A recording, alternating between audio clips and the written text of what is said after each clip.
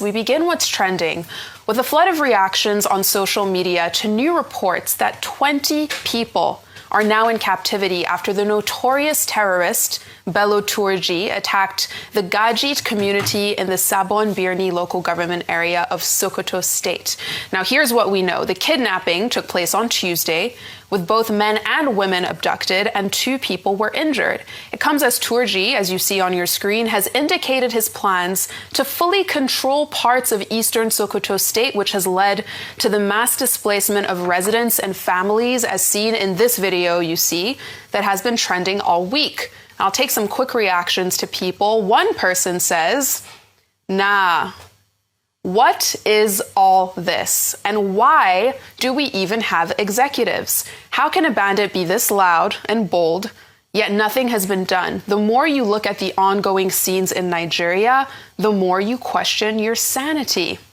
Joseph says, is there no police in northern Nigeria? Why are these terrorists moving from town to town without being challenged? But police mount checkpoints in southern Nigeria to extort motorists. Meanwhile, disturbing new pictures are circulating on social media that show the release of 17 people of different ages, all abducted from the Evangelical Church Winning All in Ayetoro Kiri of Kogi State. Now, according to the National Public Secretary of the Communities Development Association, 3 people were released on Monday, with an additional 14 released on Tuesday. And as you can see in these new pictures, it's mostly elderly people, young kids who had been in captivity since the 14th of December, when 30 of them were kidnapped during a service. Now, according to the association, this was very much a community effort that led to bringing these people back safely, saying that they worked with families of the people who were abducted, community leaders.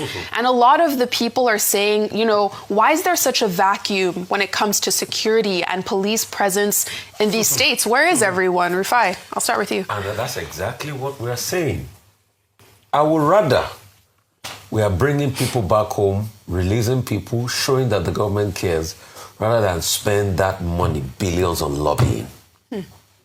Okay, look at it now.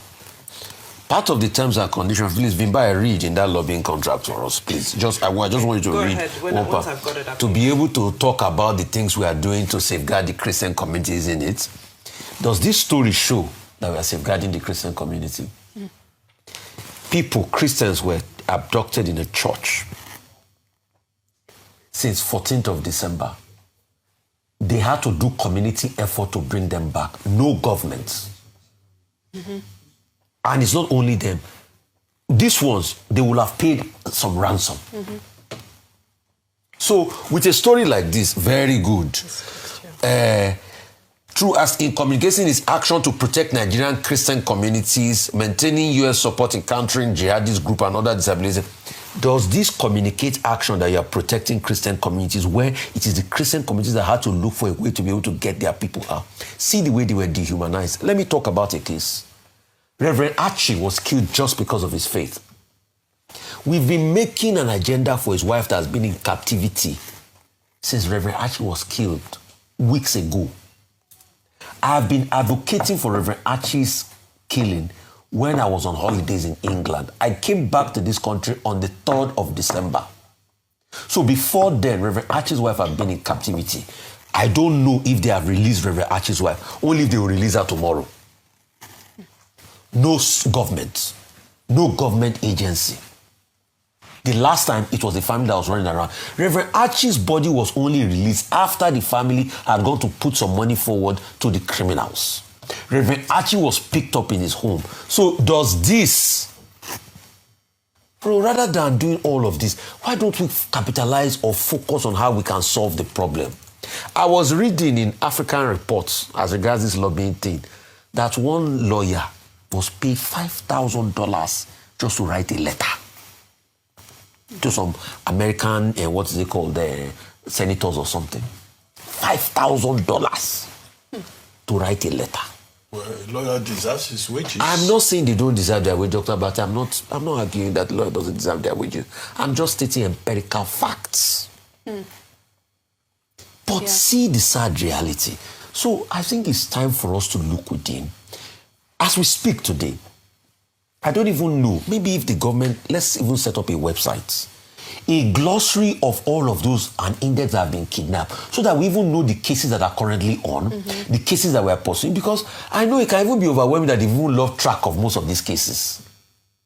The cases that have been opened up, what's the coordinated effort? See this woman, see what she has been through. Her face tells the story of Nigeria. When we say Nigeria happened now, the data boys and those under PRU establishment, they will come and tell you that you are stupid, you are mad, that you hate Nigeria. The emergency lovers of Nigeria will come. Yeah.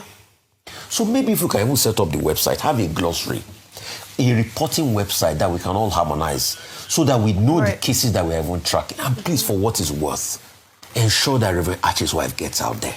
Absolutely, solutions. Okay, the whole issue is about the worsening state of insecurity in Nigeria and the impunity of non-state actors. Bello Tuji Kachala, those are his full names, known for short as Bello Tuji, is considered the most notorious terrorist bandit in the northwestern part of Nigeria.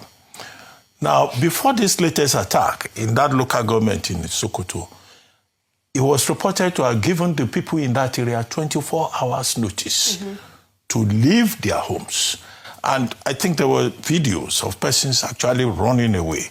And then this latest attack, he taking control of the place, injuring people, abducting more than 20 residents in that community in Sokoto East.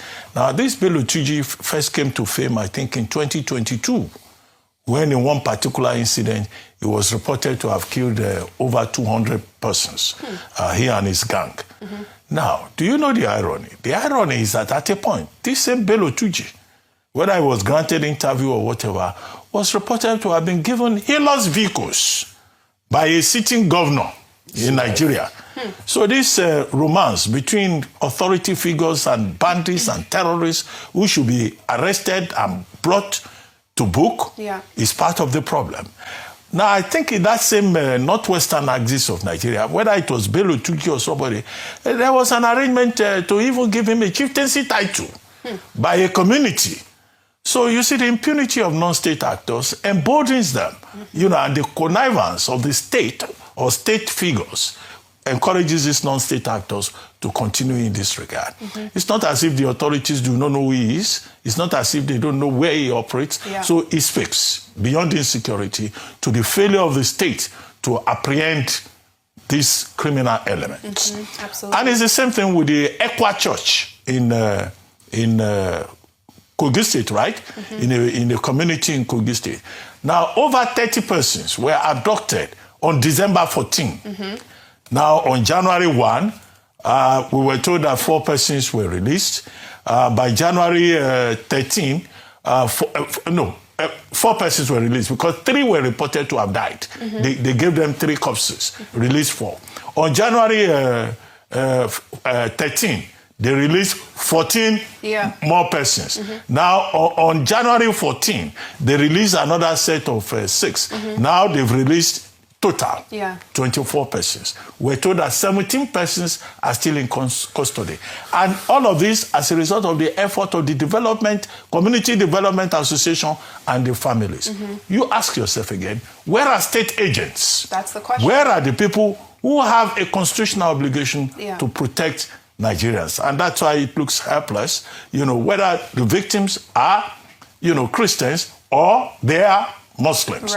We're under siege, but the only good story there is that the Minister of Defense now says they are setting up new training depots, one in Ebonyi State and some elsewhere, to scale up, the Nigerian government living up to its responsibility. We will comment on it when we see the results, and we will say, well, the state authorities have woken up and they are no longer jollofing and pepper souping with bandits and terrorists.